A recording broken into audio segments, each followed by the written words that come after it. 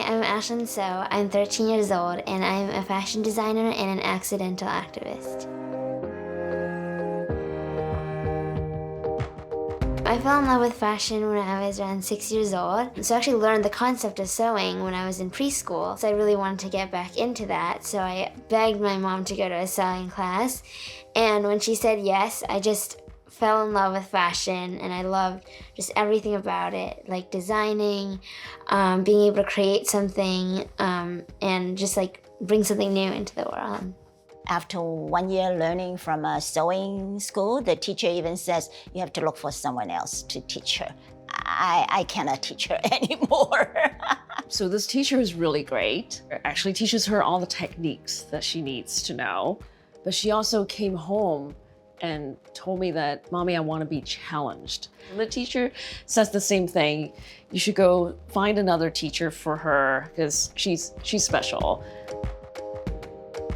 I've been making clothes for, I guess, 7 years now. So when my mom kind of created like this Instagram account for me, and then Kid Fashion Magazine reached out to us and asked if we wanted to do like a fashion show. They reached out and found her on Instagram and thought, oh, we want to invite you. It's for anti-bullying. It's for a great cause.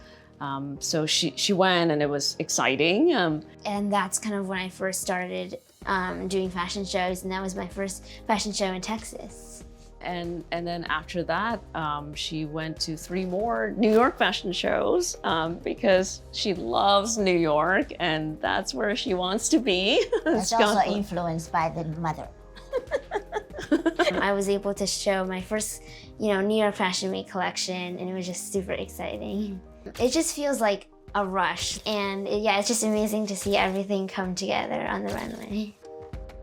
I get like a lot of my inspiration from everyday objects, and actually, like for example, one time I couldn't fall asleep, and I was just staring into this corner, and that kind of just like sparked something in my head, and I just kind of formed a design in my head, and I quickly got up and drew it out, and then I just went back to bed. A lot of Ashlyn's fashion is very avant-garde. It's very out there and very unusual. I think that she just likes to think about objects and things and then put it on the body in ways that are more geometric.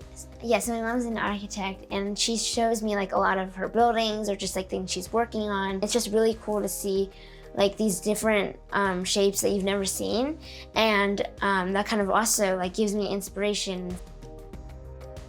Ashlyn made this for me for my birthday. She knows I'm always cold.